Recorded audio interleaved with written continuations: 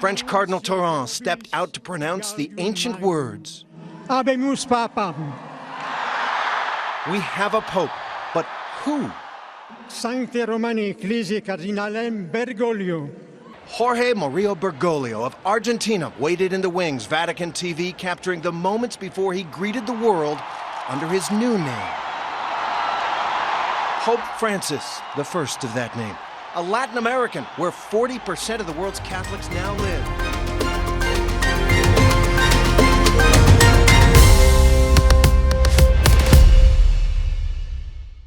Welcome to today's episode of Part 8A, where we explore the richest tapestry of cultural narrative shaping our globe.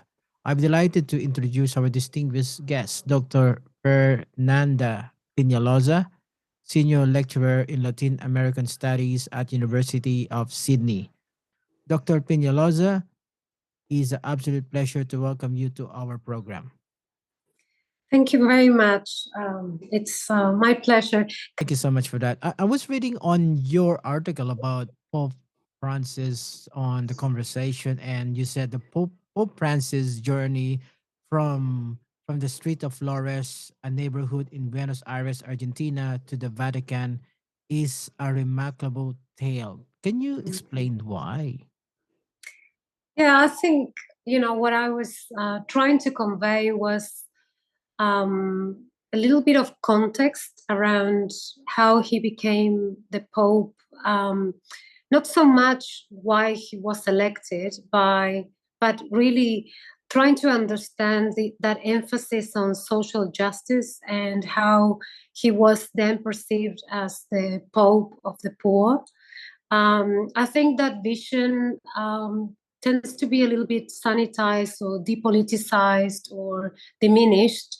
And even though there are many contradictions and inconsistencies that we can see sometimes in his understanding of, for example, LGBTQIA plus communities within the Catholic faith or the role of women, I think what is quite consistent in his point of view is, the service of the church to the poor. And of course, in a place like the Vatican, which is one of the wealthiest states in the world, an institution like the Catholic Church marred with terrible stories of sexual abuse that, people have not responded. This seems to be at odds. And for some of, Pope Francis critics, a bit hypocritical. But if we really look into that context that I was talking about in that article of the theology of liberation, the theology of the people, there is a consistent around that, which I think, if you are not from the region or if you're not familiar with that context, you might kind of lose sight of it. You mentioned Pope Francis' connection to Jorge Luis Borges. Could you elaborate on how their intellectual relationship might have shaped Bergoglio theological thinking? It's interesting because obviously Borges was agnostic, and there is an article that I came across, which was written by a journalist that I quote in that article, which is really funny because he was telling to this journalist that he was being visited by two priests, and one of the priests was a friend of Jorge Luis Borges' mother, who was trying to somehow persuade him of, becoming a believer and a Catholic, and but that there was another young priest who was visiting him and that he liked him very much, and that was Jorge Bergoglio. Bergoglio was passionate about literature. He was very passionate about Borges. I don't know how exactly the connection came about, but it was facilitated by another writer and former student of Borges, Maria Esther de Miguel, who was a link between the two, but I don't know if they met before by chance. But what happened was that Bergoglio was teaching literature. This was before being ordained, and invited Borges to teach to these young students, high school students. And in the end, they came about doing this project, publishing short stories, which is quite extraordinary, very humble on the side of Jorge Luis Borges, and very inspiring for the students and encouraged by Bergoglio. So I thought that was a nice kind of insight, because he was a man who engaged in conversations with people who thought different of him. Borges was a confessed agnostic, and in spite of that, he looked at what united him rather than what separated them, which was the love of literature. And so I picked that up as an interesting observation. Then the other thing is that I'm looking into writing an article around the relationship of Bergoglio with Palestine and Israel, because there's been so much controversy around it. And what I think is quite interesting is that the commitment to interfaith dialogue was something that you can find when he was an archbishop as well. So he had a TV program with a rabbi who became a friend of his. I cannot recall the name at the moment. But then as well, they also published a book. So this was a concern of his to, I think, trying to create bridges with people who, where there were clear differences. And we know how devastated in many ways the Catholic Church has been for Jewish people, right? Mm-hmm. So you mentioned the theology of the people seems central to understanding Francis. Could you contrast this distinctly Argentine approach with broader liberation theology movement across Latin America? Yeah, I think the main difference, and I'm not an expert on theology, but the main difference, which is what we teach our students, which is quite fascinating, is that the theology of liberation was very influenced by Marxist ideology. So Jesus is, a worker, and the poor are peasants and are workers. So you have this, which is quite astonishing considering the relationship of Marxism with the Catholic faith, but also with all forms of religion. That it was a very important fusion. And of course, that meant that most of the priests and nuns that were part of this movement in Latin America many times risked their lives because they were effectively challenging dictatorial regimes. They were trying to support political projects that were pretty much about aligned with the Cuban Revolution. So I would say that is the main difference, that there is not a political project that has a doctrine like Marxism. But at the same time, I think it'd be a mistake to think that the theology of the people is completely depoliticized,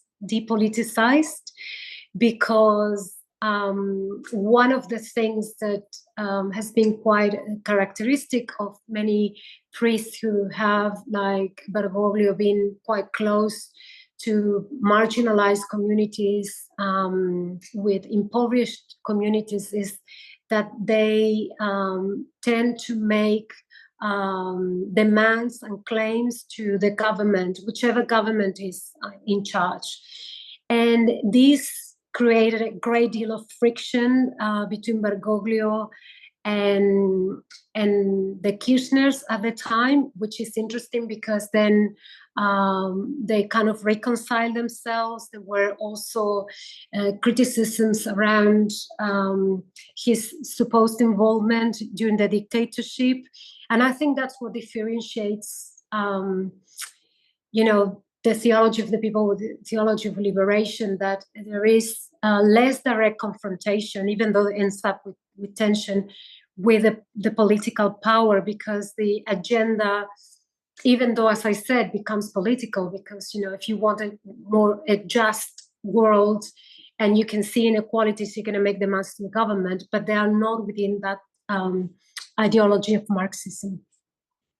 Thank you for that. You also describe, Dr. Pinaloza, that Pope Francis as a priest and profoundly priest, Jesuit, profoundly Jesuit, and Latin American, profoundly Latin American. How do these three identities create tension or harmonies in his leadership style?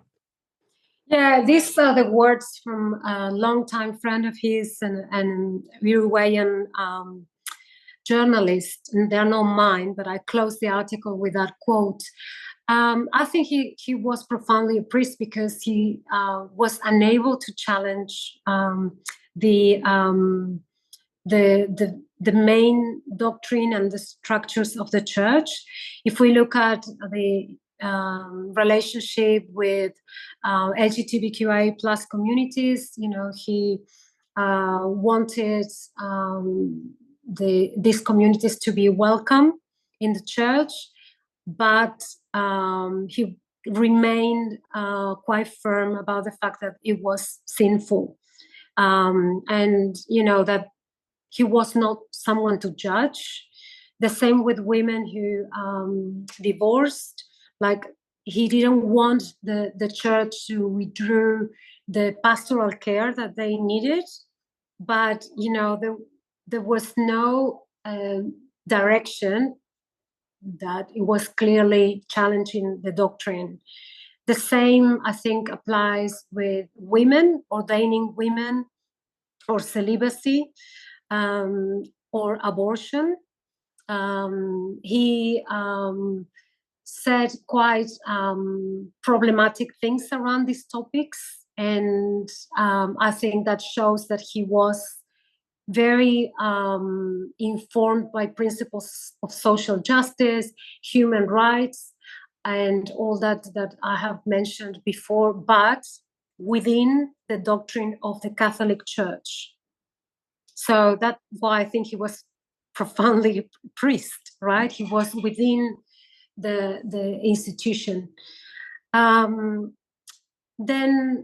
I think the Jesuits have always that sort of transgressive nature that Borges talked about, particularly in Latin America. They were extremely influential, bringing as well knowledge and being way more open. And in fact, the relationship of the Vatican with the Jesuits was always quite problematic as well. So I think that made him a little bit of a rebel, and that had to do a lot with the order he belonged to. And there was that tradition for which I think he felt quite at ease with the fact that it was not only theology that was of interest to him. There were things like philosophy, like politics, literature, history. He was a very sort of wholesome kind of man with a great deal of interests. And I think that sort of, I guess, explains some of the contradictions, because all that was always, of course, in tension with the Catholic Church, because it's a very traditional institution. It's got a great deal of problems in administration. I mean, he tried to do that with lowering the levels of corruption, making more democratical and representative decisions around governance, but it's still, the Vatican, still the Catholic Church. Thank you for that. And also, you also what would be the aspect of Buenos Aires socioeconomic landscape mostly directly influenced Pope Francis' approach to economic equality? Yeah, I think, at the time when he became the Archbishop, there were already signs of the deterioration of the middle class in Argentina, which led to the debacle of 2001, when there was massive financial crisis and the unthinkable happened. People couldn't take the money out of the banks. That would happen anywhere in the world. If everyone was to take money out of the banks, there's no money, right? But that happened in Argentina. So there was a profound sense that the one characteristic that had kind of made Argentina stand out from the rest of Latin America, there was that very strong middle class that he belonged to, with access to public education, access to public health, was under threat. And in fact, Argentina never fully recovered from that period. So I think that was extremely important. And also, there is a tradition in Argentina of many priests and nuns that were extremely active in these so-called shanty towns. I don't like that, those expressions, but urban places where the people who inhabit them are clearly excluded from the political arena, from economic benefits and all the things that other privileged citizens have access to. So I think that was quite fundamental, and people love the fact that he stayed quite grounded. He, while he was an archbishop, he insisted on keep doing the work in these urban areas. He kept on using public transport. He kept on leading a simple life, refusing luxury, not really wanting any sort of material gains for himself. And that required, I think, a level of commitment and I guess humility that I don't think we find a lot in world leaders, to be honest. You also mentioned as well Pope Francis' connection to the Villa Miseria. How did his direct engagement with this community shape his understanding of poverty? Yeah, I think there is a scene in one film that was made as a co-production with Spain and Argentina about his life, and there is a scene in that film where obviously this is a fictionalization, but there is a typical upper class woman who recognizes him as Bergoglio. He's about to board a plane in the international airport, and this woman is talking about the poor in a very pejorative way, saying that they're all criminals. She says, well, these Villa Miserias are full of criminals. And he looks at her in disgust and says, well, what you will find is that those places are full of poor people. They just don't have the opportunities. So I think it was that recognition that there was a stigma around them of, associating criminality, criminalizing people who were excluded from the economic benefits that other social classes could access. And it's funny because he was described at times as a Peronist because of the, agenda of Perón, which it was a bit of something that the government of Kirchner and the political project of both Nestor Kirchner and Christina Kirchner had, but with a very sort of different variation. But also he was described as a communist by Javier Milei, which is interesting because I think he was more a humanist and committed to social justice without necessarily subscribing to one ideology. He was very critical of global capitalism, and I think having that exposure to the real life sort of consequences of not having a regular income, having to struggle with education, health, that sort of experience of seeing firsthand made him extremely critical of consumerism, of global capitalism, of the asymmetries in wealth that we see all over the world. So that's why I think it was quite formative for him to have that very hands-on experience on it. So the article Yeah. referenced Pope Francis' mediating role between the U.S. and the Cuba. What unique Latin American perspective did he bring to this diplomatic effort? I think, as I was saying before, it was painful for him to see that there were divisions. And I think, the complexity of the situation meant that there was like no way out unless people would have a dialogue. He believed that if people had a conversation, he believed in diplomacy, and he was a pacifist, effectively, So that's the other reason why he wouldn't have subscribed to the theology of liberation, because the incorporation of Marxist ideologies was inspired as well by the Cuban Revolution. And as we know, the revolution entailed overtaking the dictatorship of Fulgencio Batista, and that was done through violence, right? It was an armed revolution. So I think that sort of fracture of